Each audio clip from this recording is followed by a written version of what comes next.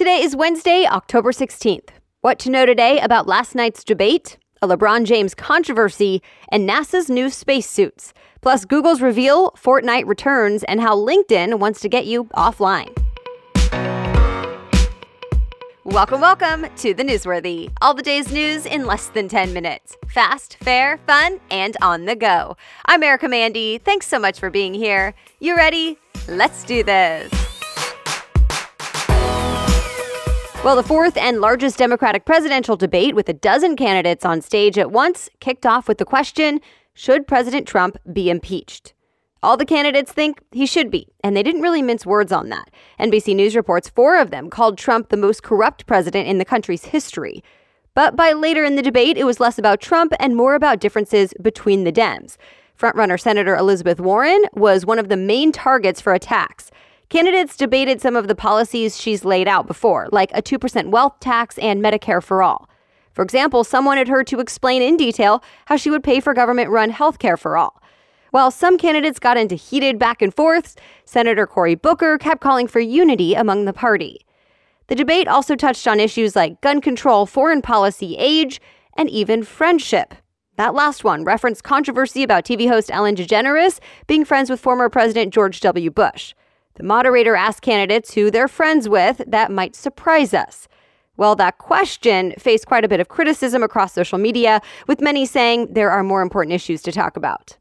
As for age, Senator Bernie Sanders, who recently suffered a heart attack, said he's healthy and feeling great and can handle the stress of the presidency.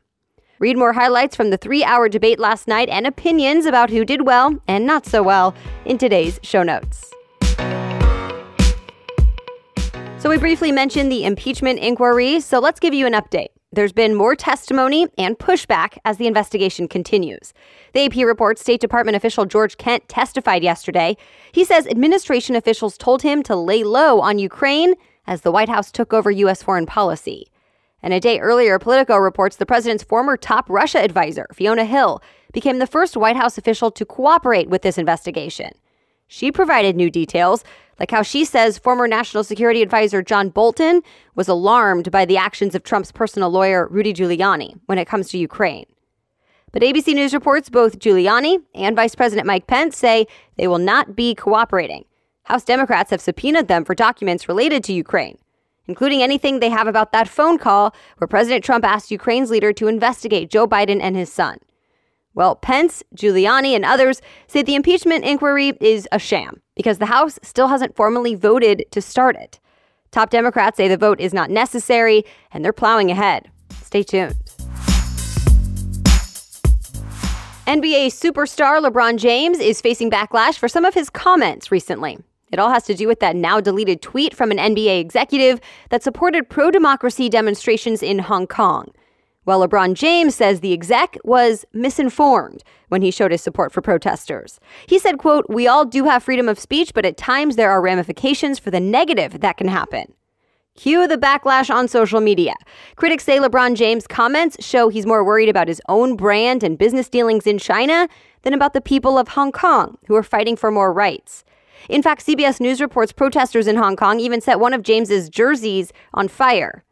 Remember, the original tweet that supported protesters has caused quite a stir and major strain between the NBA and China, where the NBA has looked to expand. Hong Kong is part of China, but has some independence. Protesters worry those rights are being taken away. But mainland China is furious these protests are happening and that the NBA is getting involved.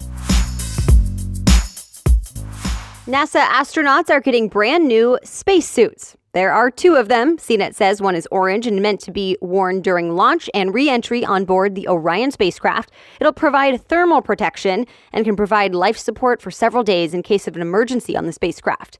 The second spacesuit is red, white, and blue, and it's meant for actual moonwalking.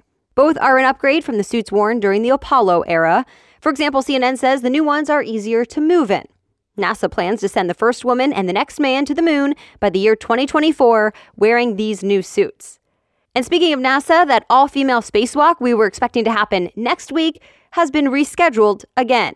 But this time it's been moved up, possibly to this week. Space.com says astronauts Christina Koch and Jessica Meyer will walk outside the International Space Station together either tomorrow or Friday. Apparently, a faulty battery needs to be changed sooner than later.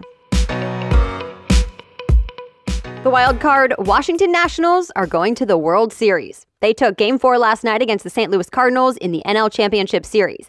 And the AP says it'll be the first time the nation's capital has made it to the World Series in 86 years. Now we wait to learn who the Nationals will be playing in the World Series. It's between the Houston Astros and the New York Yankees. A quick break now for our new sponsor today, Native. Native is all about safe, simple, effective products with trusted ingredients and performance. Native deodorant has fewer, simpler ingredients so you know everything that's in your deodorant, and it's formulated without things like aluminum and parabens. And it works so you don't have to sacrifice when making the switch to a natural deodorant. I personally love the smell of the one I use. It's coconut vanilla, which is apparently the most popular scent, and I know why, because I use it every day. I've tried a few different natural deodorants at this point, and Native is my favorite. And there's something for everyone. So there's a variety of scents you can choose from for both women and men, as well as an unscented option. And right now, you can get 20% off your first purchase. Just visit nativedeodorant.com and use the promo code Newsworthy during checkout. Again, go to nativedeodorant.com and use the promo code Newsworthy for 20% off your first purchase. Now, back to the news. Walmart will now deliver your groceries and put them away for you inside your fridge. It's a program called In-Home Grocery Delivery, and it does come with a price. CNBC reports first, shoppers need to buy a $50 smart lock that will be used to get into their home, plus they have to pay $20 a month for the membership. Walmart says background checks are done on the delivery drivers, and they have to go through training before they can start walking into your house. Right now, Walmart is testing in-home grocery delivery in Kansas City, Pittsburgh, and Vero Beach, Florida, but it hopes to bring it to more cities soon. By the way, Amazon also offers something similar. The Verge says it's part of its Key home delivery service where drivers leave packages in your garage or the trunk of your car. Google revealed a bunch of new products at its hardware event this week, including new phones, earbuds, and Wi-Fi. First up, the Pixel 4 and Pixel 4 XL. Engadget says both the phones have multiple high-quality cameras, and as expected, they come with gesture controls. So users will be able to wave their hands at the device to control it. The phones will also come with a faster face unlock. They start at $800 and will start shipping next week. There's also new Pixel Buds, which are wireless earbuds. CNET says they have a better fit that's meant to lock the buds in your ear and block out sound. You can also use the earbuds to talk to the Google Assistant hands-free. Just say, "Hey Google." They come out next spring. Google also talked about a video game streaming service, a new flagship Chromebook called Pixelbook Go, and a new Nest Mini and Nest Wi-Fi. You can find links to more of the highlights in today's show notes. It's official, Fortnite has returned. It's back online after a 2-day blackout. As expected, Engadget says game developers rebooted Fortnite with an all-new Chapter 2, giving gamers a new map and making some changes to how they play the game. Remember, the popular video game virtually exploded over the weekend, and most players were left watching a spinning black hole with no way to play. So gamers are happy it's back and seem to welcome the changes. Fortnite Chapter 2 is live now. A robotic hand just solved a Rubik's Cube. It took about 4 minutes. And while other computers can do the same task in literally 1 second, this was unique. The New York Times reports, for one, the robotic hand is much more human-like with its movements. And 2, this robot wasn't specifically programmed for this particular task. Instead, it sort of learned how to solve the Rubik's Cube on its own. And that has researchers excited. The robot is made by artificial intelligence research organization OpenAI, whose goal is to make a general-purpose self-learning robot. Some say this was proof machines can be trained to do more complex tasks, like creating cars that can decide on their own when to turn. And that's it for the main news today, but it's now time for Work Wednesday, where we break down one interesting career or work-related news story every Wednesday. And today we're talking about another new LinkedIn tool that hopes to take you offline. TechCrunch reports LinkedIn is launching the new feature tomorrow called Events. At least for now, it's free, and it helps people plan, announce, and invite people to meetups or get-togethers in real life. The events are meant to be work-related, from networking happy hours to in-person training sessions, and based on either a certain industry or neighborhood.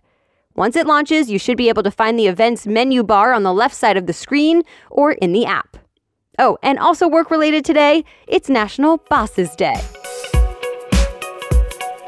All right, that's it for today. Thank you for listening. As always, you can read more about the news stories we talked about in today's show notes. Just click episodes on thenewsworthy.com to see all the links and sources. You'll also find them right in today's episode description in your podcast app. The Newsworthy is ready for you to listen every weekday by 4 in the morning. I'll be back with more news tomorrow. Have a great day.